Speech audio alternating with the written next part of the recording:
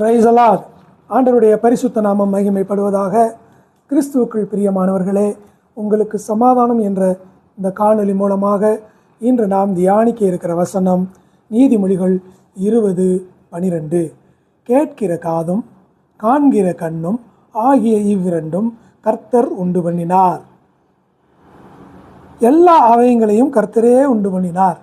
ஆனால் கண்களுக்கும் செவிகளுக்கும் மட்டும் கர்த்தர் ஏன் இவ்வளவு முக்கியத்துவம் கொடுக்கிறார்? மத்தேயு 13:16 உன் கண்கள் காண்கிறதாலும் காதுகள் கேட்கிறதுனாலும் பாக்கியமுள்ளவைகள். அது மாத்திரமல்ல, மத்தேயு 22:23 கண் சரீரத்தின் விளக்காய் இருக்கிறது. கண் தெளிவாயிருந்தால் சரீரமும் வெளிச்சமாயிருக்கும். கண் கெட்டுவிட்டால் சரீரம் இருளடையும். நீதிமொழிகள் 4:20 என் வசனங்களுக்கு மாத்திரம் செவிகொடு. 28:9 என் வசனங்களுக்கு செவி கொடுக்காதவனுடைய ஜெபமும் அருவருப்பானது என்று இங்கு இந்த கண்களுக்கும் காதுக்கும் மிகவும் முக்கியத்துவம் கொடுக்கிறார். இதில் என்ன விசேஷம் என்றால், சரீரத்தின் எல்லா அங்கங்களையும் நாம் கட்டுப்படுத்துவது எளிது. ஆனால் கண்களையும் காதுகளையும் மூடிக்கொண்டு நாம் வெளியிலே செல்ல முடியாது. நாம் விரும்புகிறோமோ விரும்பவில்லையோ பல காட்சிகளை காண நேரிடும், பல செய்திகளை கேட்க நேரிடும். எது தேவையோ அதை மட்டுமே நீங்கள் நினைவில் கொள்ள வேண்டும்.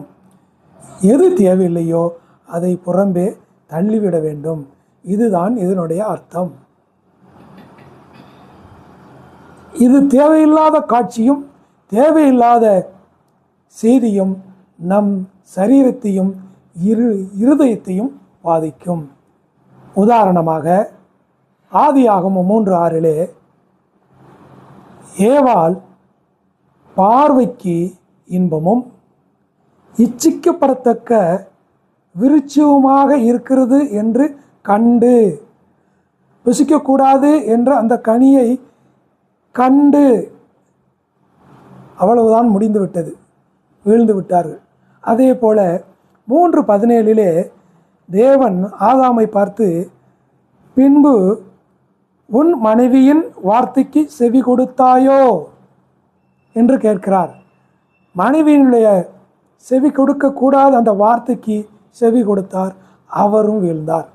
ஆக பார்க்கக்கூடாததை பார்த்தால் வீழ்ந்து விடுவோம், கேட்கக்கூடாததை கேட்டாலும் வீழ்ந்து விடுவோம். ஆமென்.